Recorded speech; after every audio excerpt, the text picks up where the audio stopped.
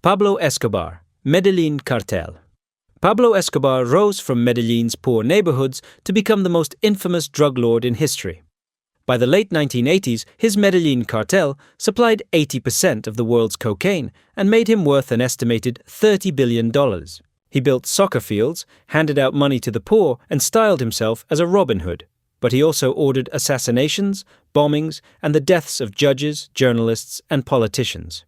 By 1993, Escobar was a fugitive hunted by Colombian police, the DEA, and even vigilante groups backed by rivals. On December 2, 1993, authorities tracked his call to his Medellín hideout. In the rooftop shootout that followed, Escobar was shot in the head and killed at age 44. His death marked the fall of the Medellín cartel and the beginning of Mexico's rise in the cocaine trade. Osiel Cárdenas, Gulf Cartel.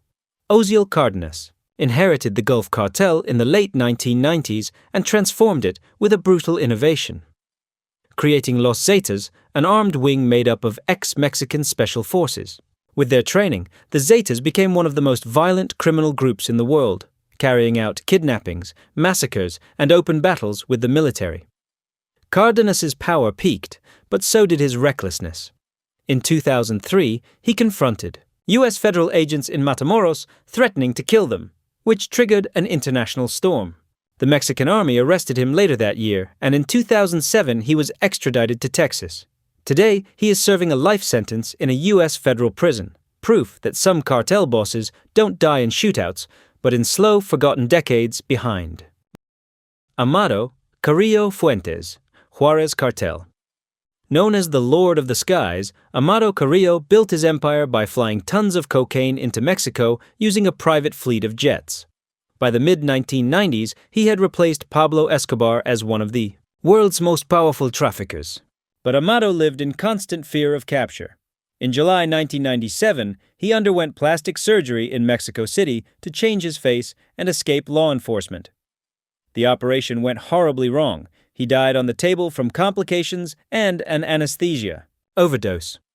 His funeral was as extravagant as his life. Amado was buried in a gold-plated coffin, a fitting symbol of how greed and paranoia consumed even the most powerful traffickers. Miguel Angel. Felix Gallardo. Miguel Angel. Felix Gallardo, often called El Padrino or the Godfather, was the architect of modern Mexican cartels. In the 1980s, he unified traffickers, created routes into the U.S., and negotiated directly with Colombian suppliers. His organization, the Guadalajara Cartel, dominated Mexico's drug trade, but his downfall came with the 1985 murder of DEA agent Enrique Kiki Camarena.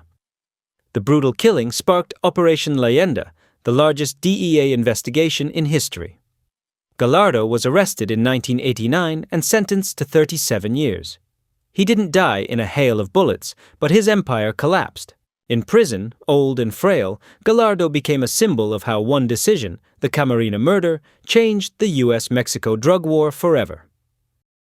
Arturo Beltrán Leyva, Beltrán Leyva Cartel. Arturo Beltrán Leyva, known as El Jefe de Jefes, or Boss, of Bosses, broke from the Sinaloa cartel in the mid-2000s and turned his organization into a violent rival. His cartel trafficked cocaine, meth, and heroin, while unleashing waves of assassinations across Mexico. In December 2009, Mexican Marines raided his luxury condo in Cuernavaca. The firefight lasted hours, leaving walls riddled with bullets. Arturo was killed at age 47, his body surrounded by weapons, cash, and Saint cards. Authorities later displayed his corpse to the press, a controversial tactic meant to send a message. The government could take down even the most feared boss. Ignacio Nacho, Coronel, Sinaloa Cartel. Ignacio Coronel, nicknamed El Rey del Cristal, or the Crystal King, was one of Joaquin El Chapo Guzman's closest allies in the Sinaloa Cartel. He built a massive methamphetamine empire, exporting tons of product into the United States. On July 29, 2010, Mexican soldiers stormed his safe house in Guadalajara. Coronel opened fire with an assault rifle and was killed in the battle. At age 56, one of Sinaloa's most powerful lieutenants fell, weakening El Chapo's empire and proving that even high-ranking allies were not untouchable. Heriberto Lazcano, Los Zetas. Heriberto Lazcano, known as El Verdugo, or the Executioner, rose from Mexican Special Forces, soldier to the ruthless leader of Los Zetas. Under his command, the group became infamous for beheadings, mass killings, and terror tactics that shocked the world. In October 2012, Mexican Marines cornered Lazcano in Coahuila. A firefight erupted and Lazcano was killed. But the story didn't end there. Armed gunmen stormed the funeral home hours later and stole his body. Without a corpse, many questioned whether he was truly dead, cementing his legend as the Cartel boss who disappeared after death. Hector Beltrán Leyva. Beltrán Leyva Cartel. After his brother Arturo's death, Hector Beltrán Leyva took control of what was left of their cartel. He kept a low profile, posing as a businessman while secretly directing drug shipments and killings. In October 2014, Mexican federal agents arrested him in a seafood restaurant in San Miguel de Allende. Hector remained in prison awaiting trial until 2018, when he died of a sudden heart attack at age 56. Unlike his brother, Hector's end was quiet, proof that cartel power sometimes dissolves not in gunfire, but behind concrete walls. Nazario Moreno. La Familia, Knights Templar. Nazario Moreno. El Más Loco, or the Craziest One. Mixed drug trafficking with cult-like preaching. As founder of La Familia Michoacana and later the Knights Templar, he wrote his own religious Bible and demanded loyalty from his followers. In 2010, authorities announced he had been killed in a clash, but no body was recovered. 4 years. Later, in 2014, Mexican police confronted him again in the mountains of Michoacan. This time, Moreno was confirmed dead after a gun battle. His double death fueled myths that he was untouchable, even as his cartel fractured without him.